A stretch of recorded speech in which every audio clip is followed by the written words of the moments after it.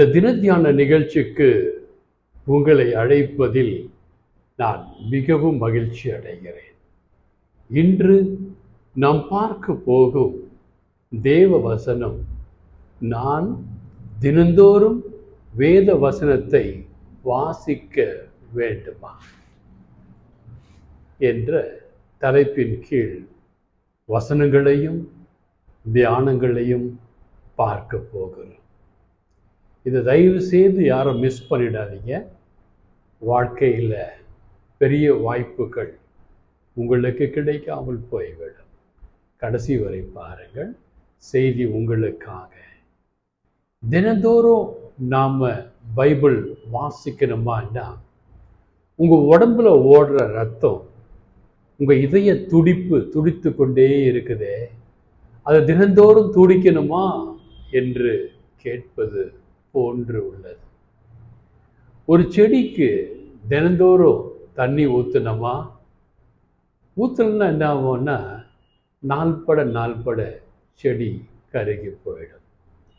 தினந்தோறும் உடம்புல ரத்தம் ஓடலைன்னா ஹார்ட் அட்டாக் வந்து உடம்பு பயனற்று போய்விடும். தினந்தோறும் ஒவ்வொரு நொடியும் சுவாசிக்க முடியவில்லை என்றால் உங்கள் சுவாசம் நின்று உடம்பு காலி. அதே போலதான் நீங்க தினந்தோறும் வேதத்தை வாசிக்க வேண்டும்.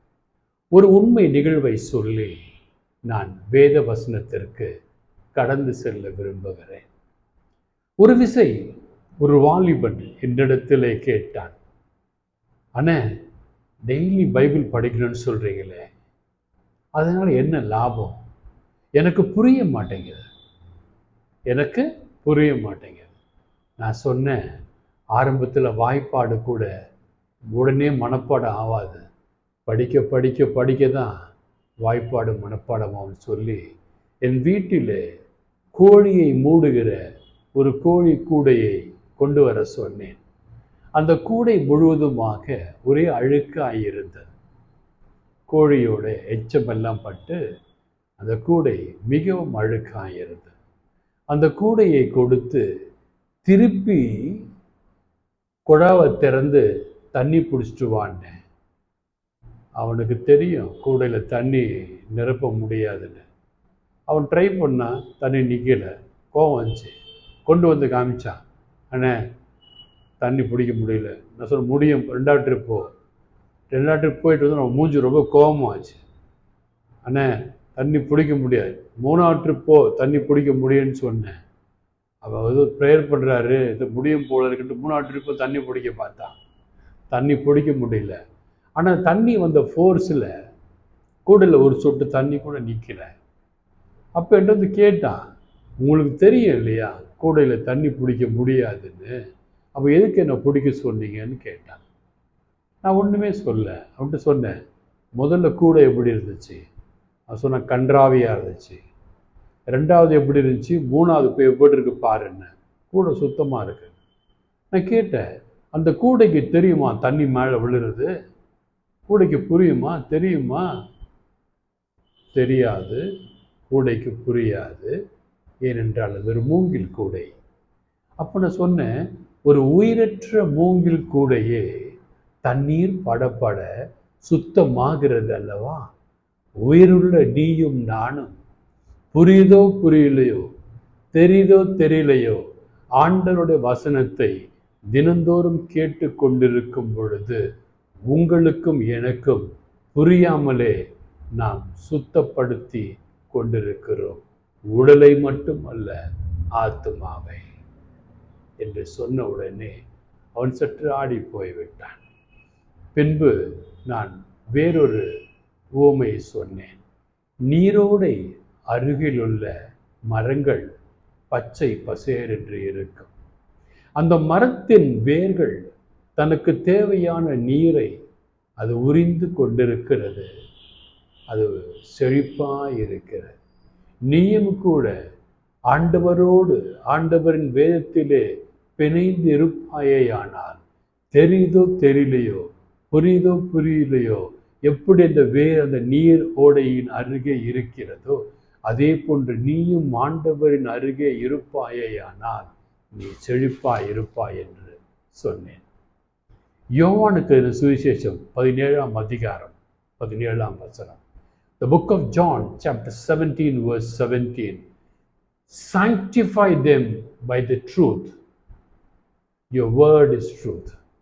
அவர்களை வார்த்தையினால் சுத்தமாக்குங்கள், வார்த்தையே சுத்தம், பரிசுத்தம் என்று வேதம் சொல்லுகிறது.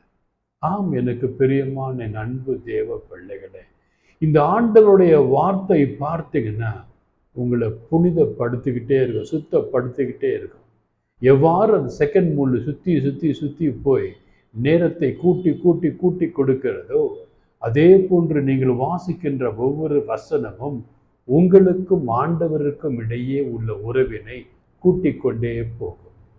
அட் ஒன் பாயிண்ட் ஒரு நிகழ்விலே நீங்கள் ஆண்டவரோடு ஒன்றித்து போய் விடுவீர்கள். உங்கள் தேவையெல்லாம் அவர் சந்திப்பார். யோவான் 15:7, the book of John, chapter 15, verse 7. If you remain in me and my words remain in you, and whatever you wish, it will be done for you. நீங்கள் என்னில் நிலைத்திருந்தால், நான் உங்களில் நிலைத்திருந்தால், நீங்கள் எவையற்ற எல்லாம், எந்த காரியத்தை எல்லாம் விரும்புகிறீர்களோ அவை எல்லாம் உங்களுக்கு நடப்பித்து கொடுக்கப்படும் என்று தேவன் சொல்லுகிறார். நம்ம ஆண்டவரில் நிலைத்து நிற்க வேண்டும்.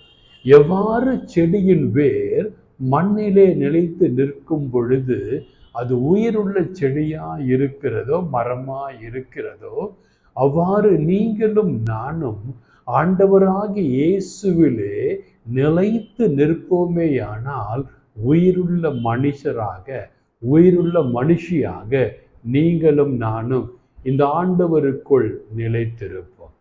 யோசுவாக்கு எழுதின புத்தகம் 1ஆம் அதிகாரம் 8ஆம் வசனம். The book of Joshua, chapter 1, verse 8. இவ்வாறு சொல்கிறது, This book of law shall not depart from your mouth. இந்த ஆண்டவரின் வார்த்தையின் புத்தகம் உங்கள் வாயிலிருந்து நீங்காமல் இருக்கட்டும். But you shall meditate on it day and night. இதை வாசித்தால் மட்டும் போதாது, நீங்கள் இந்த வசனங்களை இரவும் பகலுமாக தியானிக்க வேண்டும். யோசுவா 1:8. The word of God is very clear. You shall read it and your mouth should not depart the word of God. You have to meditate it day and night. இரவும் பகலுமாக வேதத்திலே பிரியமாய் இருக்கிற மனுஷன் பாக்கியவான் என்று முதல் சங்கீதம் சொல்லுகிறது. உபாகமம் 32:47, யோவான் 6:63 இவ்வாறு சொல்கிறது, The word of God is not an empty word. ஆண்டவருடைய வார்த்தை காலியான வார்த்தை அல்ல. It has the power to transform your life. இந்த ஆண்டவருடைய வார்த்தை உங்கள் வாழ்க்கையை மாற்றி அமைக்கக்கூடிய சக்தி உடையது என்று வேதம் சொல்லுகிறது. நான் ஒன்றுக்கும் உதவாத குப்பையாய் இருந்தேன். என் நோயுற்ற காலத்திலே ஆண்டவரின் வசனத்தை வாசிக்க வாசிக்க வாசிக்க எந்த குருமடத்திலே நான் தகுதி இல்லாதவன் என்று என்னை உதாசீனப்படுத்தினார்களோ, இன்று பார்த்தீங்கன்னா 5000க்கும் மேலான மக்கள் இந்த ஊழியத்தை சப்ஸ்கிரைப் பண்ணி பார்த்துக்கிட்டு இருக்காங்க. இது எப்பேற்பட்ட ஸ்லாக்கியம் பாருங்க. ஒன்றுக்கும் உதவாத குப்பையாகிய என்னை, முட்டாளாகிய என்னை, வேத அறிவு இல்லாத என்னை ஆண்டவர் பயன்படுத்தி உங்களுக்கும் எனக்கும் உதவி செய்கிறார். 2 பேதுரு 1ஆம் அதிகாரம் 3ஆம் வசனம் இவ்வாறு சொல்கிறது. 2 Peter chapter 1 verse 3 இவ்வாறு சொல்கிறது, Bible contains everything you need. பைபிளிலே உங்களுக்கு எவையெல்லாம் வேண்டுமோ அவை அனைத்தும் இருக்கிறது. Need for life and godliness. உங்கள் வாழ்க்கைக்கு தேவையான அனைத்து காரியங்களையும் இந்த பைபிள் கொடுக்கக்கூடியதாக இருக்கிறது. உங்களுக்கு ஆண்டவரின் சிருஷ்டியாய் மாறத்தக்கதாக இந்த வேத ஞானம் உங்களை புதுப்பிக்கிறதா இருக்கிறது. பரிசுத்தவான்கள் வேதத்தை வாசித்தார்கள். அப்ரஹாம் லிங்கன் சொல்லுகிறார், மனிதனுக்கு கடவுள் கொடுத்த பொக்கிஷம் இந்த வேத புத்தகம் என்று சொல்லுகிறார். மார்ட்டின் லூதர் கிங் சொல்லுகிறார், பைபிள் பழமையானதும் அல்ல, புதியதானதும் அல்ல, இந்த உலகம் இருக்கும் வரை பைபிளில் இருக்கிற ஒவ்வொரு வசனமும் நிரந்தரமானது என்று சொல்லுகிறார். சார்லஸ் ஸ்பர்ஜன் என்ற மனிதர் சொல்லுகிறார், the more you read the Bible and the more you meditate on it, you will be astonished with it.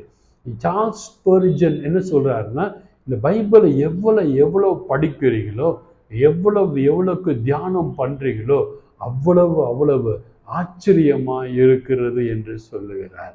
என்னிடத்தில் ஒரு விஷயம் என் மகன் கேட்டான், டாடி இந்த பைபிளை படிச்சுக்கிட்டே இருக்கீங்களே, உங்களுக்கு போர் அடிக்கலையா?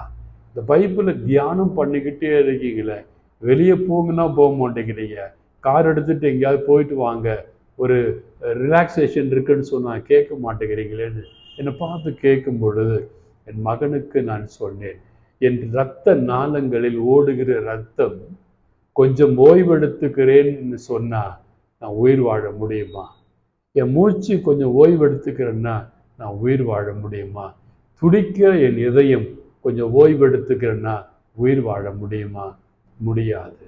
அதே போன்று நானும் கூட என் அருள்நாதர் இயேசுவோடு, இயேசுவின் வேத வசனங்களோடு ஒன்றித்து இல்லாமல் இருப்பது எனக்கு இயலாத காரியம். ஏனென்றால் ஆண்டவரை சுவைக்காத நாளில் நானும் உங்களை போன்றுதான் இருந்தேன். எப்பொழுது நான் ஆண்டவராகிய தேவனை சுவைக்க ஆரம்பித்தேனோ, ஆண்டவரின் வசனத்தை வாசித்து தியானிக்க ஆரம்பித்தேனோ, இப்பொழுது நான் மக்கள் மத்தியிலிருந்து தனித்து விடப்பட்டு ஆண்டவரோடு உறவாடுகிற ஒரு வாய்ப்பினை பெற்றிருக்கிறேன். இந்த வாய்ப்பினால் உனக்கு என்ன பலன் என்று என்னை பார்த்து கேட்பீர்களே ஆனால் என் மனதிற்கு அமைதியாயிருக்கிறது, என் உறக்கம், என் நித்திரை சாந்தமாயிருக்கிறது, என் வீடு ஆசீர்வாதமாயிருக்கிறது, என் பிள்ளைகள் ஆசீர்வாதமாயிருக்காங்க, என் பேர பிள்ளைகள் ஆசீர்வாதமாயிருக்காங்க, நான் ஜெபிக்கிறவர்களுக்கு விடுதலை கிடைக்கிறது, நோய் ஓடுகிறது, சாத்தான் ஓடி போகிறான். இதை விட வேறு என்ன வேண்டும் எனக்கு?